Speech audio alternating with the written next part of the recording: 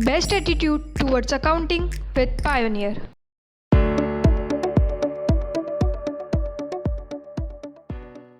आनंद।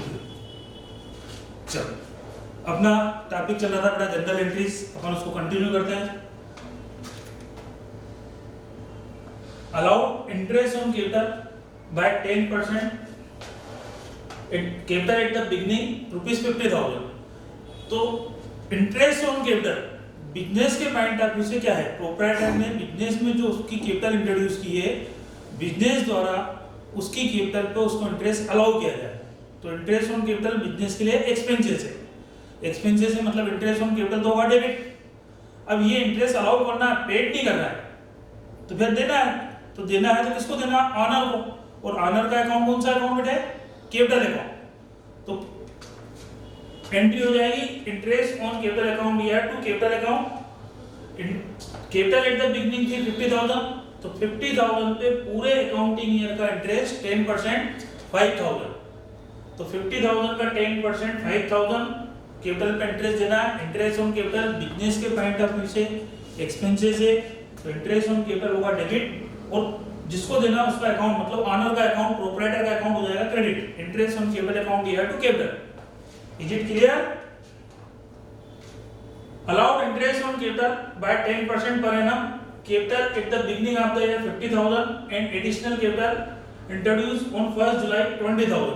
तो यहाँ पे कैलेंडर ईयर मान के अपन कैलकुलेशन करना है। ईयर एंडिंग 31 दिसंबर को हो रही है, तो एंट्री तो वही होगी, लेकिन इंटरेस्ट का अमाउंट किसे कैलकुलेट करें। तो ओपनिंग कैपिटल बिगिनिंग में उसकी कैपिटल थी 50,000, तो 50,000 की कैपिटल पे फुल ईयर का इंटरेस्ट 10% 5,000। बीच में और एडिशनल फंड की जरूरत थी, तो प्रोप्राइटर ने एडिशनल कैपिटल लगाई थी ऑन 1 जुलाई, तो 20,000। तो इस 20,000 पे जुलाई टू दिसंबर 6 मंथ का इंटरेस्ट अपन उसको अलाउ करेंगे। तो 20,000 पे 10% 6 मंथ का इंटरेस्ट होगा 1,000। तो टोटल इंटरेस्ट प्रोप्राइटर को उसकी कैपिटल पे देना है 5 + 1 6,000 बराबर है। तो जब जब जितनी कैपिटल है उस कैपिटल पे उतना टाइम का इंटरेस्ट कैलकुलेट कर लेते हैं। टोटल इंटरेस्ट की एंट्री वही होगी interest on capital account year to capital account बराबर है। जस्ट अपोजिट, प्रोप्राइटर को जब जब पर्सनल एक्सपेंसेस के लिए जरूरत पड़ती है तो फंड विड्रॉ कर लेता है, जिसको अपन बोलते हैं ड्राइंग्स। तो जैसे हम उसको कैपिटल पे इंटरेस्ट अलाउ कर रहा है, वैसे ही हम ड्राइंग्स पे इंटरेस्ट चार्ज भी कर सकते हैं। भैया तू यहाँ से पैसे निकाल के ले जा रहा है, तो उस अमाउंट पे, ड्राइंग्स के अमाउंट पे बिजनेस द्वारा आपसे इंटरेस्ट चार्ज किया जाएगा। तो इंटरेस्ट ऑन ड्राइंग्स बिजनेस के पॉइंट ऑफ व्यू से क्या है, इनकम। तो इंटरेस्ट तो होगा क्रेडिट। अब ये लेना किससे है, प्रोप्राइटर से। तो प्रोप्राइटर का अकाउंट ड्राइंग्स अकाउंट, तो ड्राइंग्स अकाउंट दिया टू इंटरेस्ट ऑन ड्राइंग्स बराबर है। और ड्राइंग्स ईयर एंडिंग में हम कैपिटल में एडजस्ट करते हैं। सपोज करो प्रोप्राइटर ने 1 लाख रुपए लगाए थे, बीच में 20,000 उसने विड्रॉ कर लिए, तो कैपिटल 1 लाख ड्राइंग्स 20,000। तो एंड में अपन बोलेंगे कैपिटल 1 लाख लेस ड्राइंग्स 20,000, आपके अकाउंट का नेट बैलेंस बचा है 80,000। Overall drawings account year ending में हम कैपिटल अकाउंट में ही ट्रांसफर करते हैं। थ्रू आउट ईयर पूरे साल हम 2 अकाउंट मेंटेन करते हैं, कैपिटल ड्राइंग्स, और ईयर एंडिंग में ड्राइंग्स अकाउंट का बैलेंस हम कैपिटल अकाउंट में ट्रांसफर कर देते हैं, शिफ्ट कर देते हैं। तो कैपिटल में से ड्राइंग्स माइनस हो जाती है, ठीक है ना। तो जहां ड्राइंग्स को डेबिट करना है वहां अगर आपने डायरेक्ट कैपिटल को भी डेबिट कर दिया तो चलेगा, गलत नहीं है। जहां भी ड्राइंग्स अकाउंट डेबिट होना चाहिए, अगर आप ड्राइंग्स अकाउंट ओपन नहीं करते हो, सिंगल अकाउंट ही मेंटेन करते हो कैपिटल अकाउंट, तो जब भी वो कैपिटल लगाएगा तो उसके अकाउंट में प्लस होंगे तो कैपिटल में क्रेडिट करते जाएंगे, और उसके अकाउंट में से पैसे माइनस होंगे वो विड्रॉ करेगा तो कैपिटल को डेबिट करते जाएंगे। तो जहां ड्राइंग्स डेबिट होता है वहां अगर कैपिटल अकाउंट के नाम से भी अगर अपन ने एंट्री कर दी है तो वो भी गलत नहीं है, बराबर है। जहां भी ड्राइंग्स डेबिट होना है वहां कैपिटल भी डेबिट किया जा सकता है। तो इंटरेस्ट ऑन ड्राइंग्स की एंट्री क्या होगी, तो drawings account year to interest on drawings, या फिर capital account year to interest on drawings. जहां ड्राइंग्स डेबिट होना है वहां डायरेक्ट कैपिटल को भी डेबिट कर दिया तो गलत नहीं है, क्योंकि हमने ड्राइंग्स अकाउंट ओपन ही नहीं करा, ड्राइंग्स की जगह सीधा कैपिटल अकाउंट में कंसीडर करते हैं।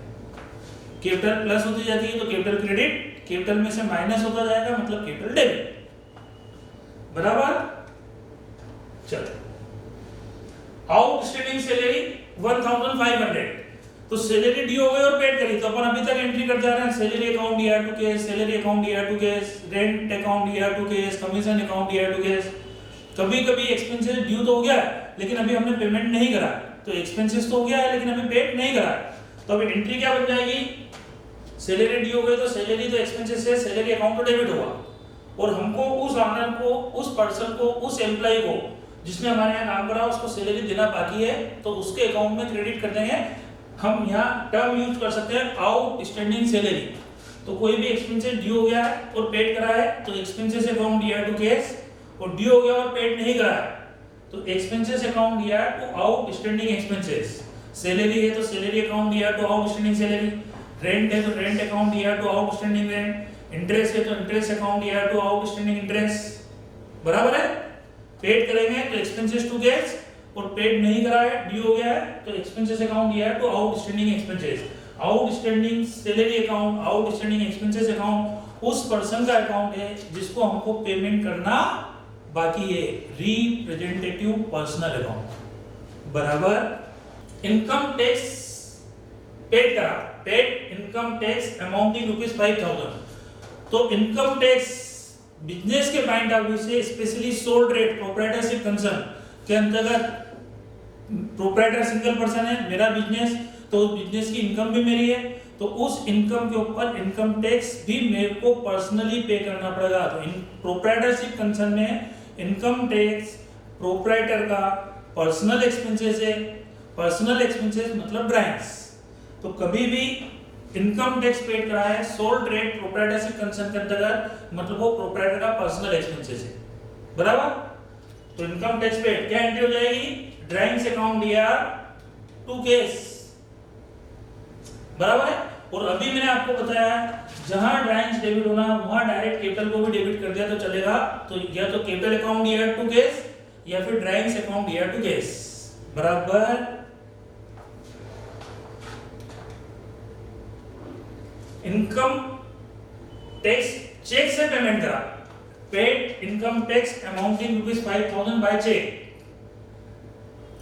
तो इनकम टैक्स प्रोप्राइटर का पर्सनल एक्सपेंसेस है, तो ड्राइंग्स अकाउंट या टू बैंक, और जहां ड्राइंग्स को डेबिट करना है वहां कैपिटल को भी डेबिट कर देंगे तो धकेलेबल है, धक जाएगा, मैनेजेबल है, गलत नहीं है, बराबर है।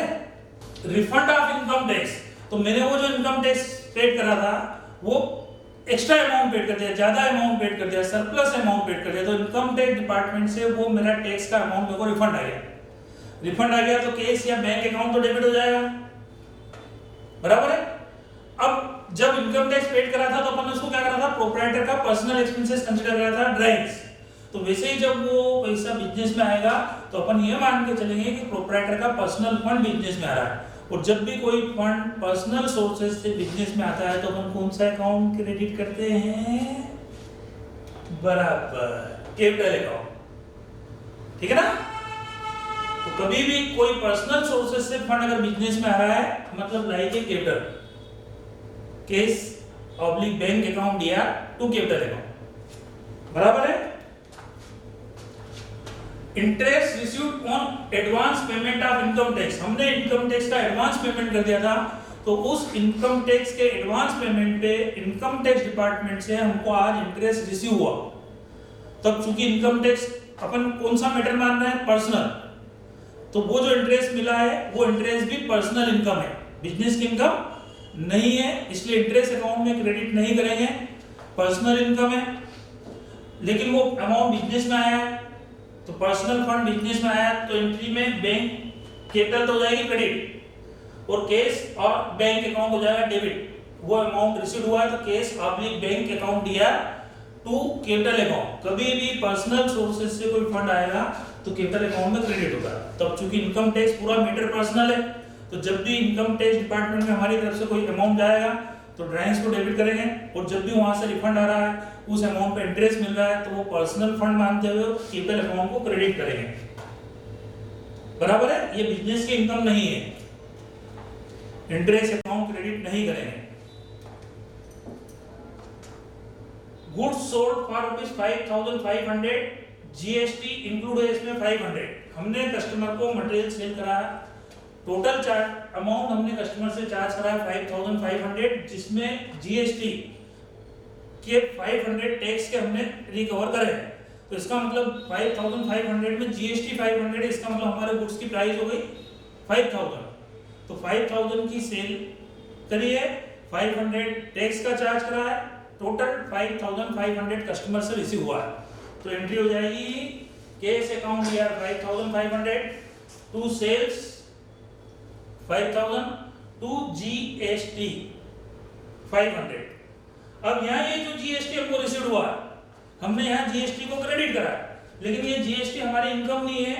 गवर्नमेंट के बिहाफ पे, गवर्नमेंट के कहने पे हमने कस्टमर से ये टैक्स चार्ज करा है, और ये टैक्स का पेमेंट हमको कंज्यूमर के बिहाफ पे गवर्नमेंट को डिपॉजिट करना पड़ेगा, क्योंकि गवर्नमेंट ने बोला था कि भाई चार्ज करो, कस्टमर से वसूल कर लो, और हमको जमा करा था। तो हमने ये जो पैसा कस्टमर से चार्ज करा एक्स्ट्रा जीएसटी के नाम से, ये हमारी इनकम नहीं है, क्रेडिट जरूर हुआ है यहाँ पे। तो क्रेडिट हुआ तो ये इनकम नहीं है, तो फिर क्या है? तो ये हमारी लाइबिलिटी क्रिएट हो गई, क्योंकि गवर्नमेंट के बिहाफ पे, गवर्नमेंट के कहने पे हमने कस्टमर से चार्ज कराया। Here GST is our liability because it realise on behalf of the government. हमने गवर्नमेंट के बिहाफ पे कस्टमर से ये वसूल करा है, so it is payable to government, जो कि अब हमको गवर्नमेंट को जमा कराना पड़ेगा। तो यहाँ जीएसटी हमारी लाइबिलिटी क्रिएट हो गई, बराबर है। सोल्ड गुड्स 5,500 इंक्लूडिंग जीएसटी 500, ये एंट्री अभी अपन ने करी। कैश अकाउंट लिया 5,500, सेल्स 5,000 टू जीएसटी 500। तो जीएसटी है जो क्रेडिट करा, ये हमारी इनकम नहीं है, हमारी लाइबिलिटी क्रिएट हो गई। तो इन फ्यूचर में हम ये जीएसटी का अमाउंट गवर्नमेंट को डिपॉजिट कर देंगे। तो जीएसटी पेड टू गवर्नमेंट, तो जब भी हम जीएसटी का अमाउंट गवर्नमेंट को डिपॉजिट करेंगे तो एंट्री हो जाएगी जीएसटी अकाउंट लिया टू कैश और बैंक। और जिस दिन हम गवर्नमेंट को पे करेंगे तो हम ये नहीं बोलेंगे एक्सपेंसेस पेड करा, हम बोलेंगे हमने हमारी लाइबिलिटीज का पेमेंट कर दिया। जो कस्टमर से हमने रिकवर करा था, वसूल करा था गवर्नमेंट के बिहाफ पे, वो अमाउंट हमने गवर्नमेंट को पे कर दिया है। तो जब रिकवर करा था तो इनकम नहीं है, लाइबिलिटीज है, और जब पेमेंट करेंगे तो एक्सपेंसेस नहीं है, हमने हमारी लाइबिलिटीज का पेमेंट कर दिया, पे आउट कर दिया, बराबर है। दो पार्ट है इसमें। A horse and carts purchase for ₹500 and 1,000 respectively. एक घोड़ा और घोड़ा गाड़ी हमने परचेज करी है। हॉर्स की वैल्यू है 500 और कार्ट्स की वैल्यू है, गाड़ी की वैल्यू है 1,000। ठीक है, तो एंट्री कर लो। अब कभी भी हम कोई घोड़ा, गधा, बंदर खरीदेंगे तो दो बंदर खरीदे तो मंकी अकाउंट याद नहीं करेंगे, दो गाय खरीदी तो काऊ अकाउंट याद नहीं करेंगे। कभी भी हम कोई एनिमल वर्थ परचेज करते हैं तो एनिमल वर्थ के लिए अकाउंटिंग के अंतर्गत टेक्निकल वर्ड यूज किया जाता है लाइव स्टॉक। 4 गाय खरीदी तो लाइव स्टॉक अकाउंट दिया, भैंस खरीदी तो लाइव स्टॉक अकाउंट दिया, हाथी खरीदे तो लाइव स्टॉक अकाउंट दिया। एनिमल वर्थ के लिए टेक्निकल वर्ड यूज किया जाएगा लाइव स्टॉक, ठीक है ना। तो लाइव स्टॉक अकाउंट दिया 500, कार्ड्स अकाउंट दिया 1,000, टू केस 1,500। हमने एक घोड़ा 500 का और एक गाड़ी 1,000 की, टोटल 1,500 में दोनों आइटम परचेज करे। क्लियर है ना। Next day the horse died and 200 was received from his sales of his corpse. तो वो घोड़ा मर गया। अब घोड़ा मर गया तो इंसान नहीं हो, मरने के बाद में भी उसकी एसेसरीज, उसके पार्ट्स, मतलब खाल, हस्ती, पंजर हमने उसके बेच दिए, तो वहां से भी कुछ न कुछ अमाउंट रिसीव हुआ। कितना हुआ? तो वो हार्स हमने जब परचेज करा था तो वो हमारी एसेट थी कितने की? 500 की, और वो गई, उसका लॉस हो गया, लेकिन फिर भी हमको 200 रिकवर हुआ। तो 500 की प्रॉपर्टी हमारे यहाँ से गई है और 200 रिसीव हुआ है, तो 300 का क्या हो गया? लॉस हो गया। तो एंट्री क्या बन जाएगी? कैश अकाउंट दिया 200, loss in livestock account दिया 300, to livestock 500। Livestock नाम की हमारी एसेट्स गई 500 की, 200 रिसीव होगा, 300 का लॉस हो गया। यहां तक बात समझ में आ गई? तो अपन ने अकाउंटिंग के अंतर्गत जनरल एंट्री की बात करी है, मेरे ख्याल से बहुत डिटेल में बात करी है, सारी चीज़ों को मैंने एक्सप्लेन करा है, आपको बात अच्छी तरह से अभी तक समझ में आई होगी अकाउंटिंग एंट्री के अंतर्गत, है ना। अब कोई भी आपके सामने ट्रांजेक्शन बोलेगा, थोड़ी सी प्रैक्टिस आप करोगे तो विद इन सेकंड आप सारी एंट्रियां फटाफट बोलना चालू करोगे, एंट्रियां करना चालू कर दो, ठीक। तो एक अच्छा स्टूडेंट वो होता है जिसको कोई भी बोला जाए कि इसकी एंट्री पास करो तो फटाफट कर देता है। मैं आपसे बोलता हूं देखो आप अच्छे स्टूडेंट हो गए नहीं हो, देखते हैं अभी goods purchase, purchase to cash, very good. Goods sold, cash account year to sales, good. Amount received from Ram, cash account year to Ram, good. Amount sold to Dinesh, तो Dinesh to sales. Salary paid, salary account year to cash account. Rent paid, rent account year to cash account. Commission paid, commission account year to cash account. Car purchase करी, car account year to cash account. Building purchase करी, building account year to cash account. Furniture purchase करा, amount cheque से payment करा, तो furniture account year to bank, ठीक है ना। ये एंट्री आपको आ रही है, मतलब आप बहुत अच्छे स्टूडेंट हो गए, बराबर है। लेकिन एक अच्छा अकाउंटेंट वो होता है जो एंट्री देख के ये बता दे कि यार ये एंट्री जो करी हुई है ये एंट्री काहे की है, क्योंकि ट्रांजैक्शन बोला जाए और एंट्री कर दे, वो अच्छा स्टूडेंट होता है। लेकिन अच्छा अकाउंटेंट वो होता है जो एंट्री देख के क्लियर कर दे कि यार ये एंट्री जो पास कर रखी है ये एंट्री इस ट्रांजैक्शन की है, ठीक है। तो आज अपन इसकी रिवर्स प्रैक्टिस करते हैं। Identify the transaction with the help of general, general entry आपके पास आएगी, जनरल एंट्री आपको दिखेगी, आपको बताना है कि जनरल एंट्री का आएगी। केस अकाउंट दिया, वेरी गुड, मतलब बिजनेस में नगद आया। परचेस अकाउंट दिया, वेरी गुड, मतलब गुड्स भी आया। To capital account, capital account credit है, मतलब मालिक ने घर से लगाया, तो ये एंट्री का आएगी, दिखिए आपको। तो स्टार्टेड बिजनेस या commence business with cash 10,000, goods 5,000, total 15,000, बराबर है। लाइव स्टॉक अकाउंट दिया 500, कार्ड्स अकाउंट दिया 1,000, टू केस 1,500, तो केस क्रेडिट हुआ 1,500 से, मतलब केस हमारे यहाँ से गया है, और ये दोनों आइटम डेबिट हुए, मतलब ये दोनों आइटम हमारे यहाँ आए, मतलब हमने लाइव स्टॉक मतलब एनिमल वर्थ 500 का और कार्ड्स मतलब गाड़ी 1,000 की परचेस करी है। तो purchase a animal worth ₹500 and carts ₹1,000। Cash account year to loan, तो कैश डेबिट है, मतलब कैश रिसीव्ड हुआ, और कहां से आया तो भैया लोन से, लोन अकाउंट क्रेडिट हुआ, इसका मतलब हमने लोन लिया है, loan taken. Cash account year, purchase account year, furniture account year, ये तीनों रियल आइटम डेबिट हुए, मतलब ये तीनों बिजनेस में आए, और कैपिटल अकाउंट क्रेडिट हुआ, मतलब प्रोप्राइटर ने लगाया। तो started business with cash, goods and furniture 10,000, 5,000, 15,000, total 30,000।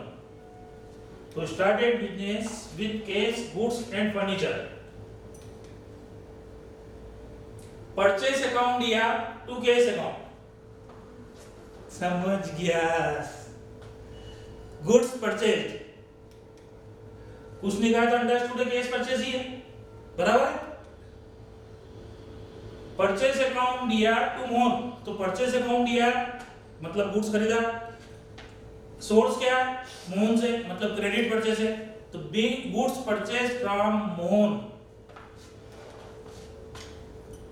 बराबर है। मोहन अकाउंट दिया टू परचेस रिटर्न, तो जो मोहन से हमने मटेरियल परचेस करा था वो मटेरियल हमने मोहन को रिटर्न कर दिया, मोहन डेबिट है मतलब मोहन रिसीवर है, और गुड्स का अकाउंट क्रेडिट है, परचेज रिटर्न मतलब गुड्स हमारे यहाँ से गया है, तो goods return to Mohan, purchase return to Mohan, बराबर है। Next point, cash account year to sales, तो सेल्स क्रेडिट है मतलब माल बेचा, कैश डेबिट है मतलब कैश आया है, काय की एंट्री है goods sold. Ram's account year to sales account, तो सेल्स क्रेडिट है मतलब माल बेचा, अब किसको दिया तो राम को दिया, राम का नाम लिखा है, इसका मतलब क्रेडिट सेल्स है, तो गुड्स सोल्ड टू राम, बराबर है। सेल्स रिटर्न टू राम, तो गुड्स का अकाउंट डेबिट है, मतलब गुड्स आया है, किससे आया है? राम से। तो राम को जो मटेरियल सेल करा था, राम से मटेरियल रिटर्न आ गया, गुड्स रिटर्न बाय राम या sales return by Ram. Furniture account ये टू केस, तो ये एंट्री काय की है?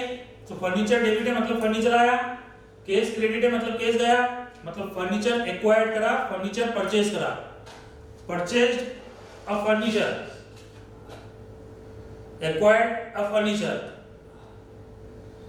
फर्नीचर अकाउंट ये टू गोपाल, फर्नीचर डेबिट है मतलब फर्नीचर तो आया ही है, केस क्रेडिट नहीं मतलब केस पेमेंट करा ही नहीं अभी, तो ये फर्नीचर आपको किसने दे दिया? गोपाल ने, मतलब गोपाल से क्रेडिट में फर्नीचर परचेज करा, तो purchase of furniture from Gopal.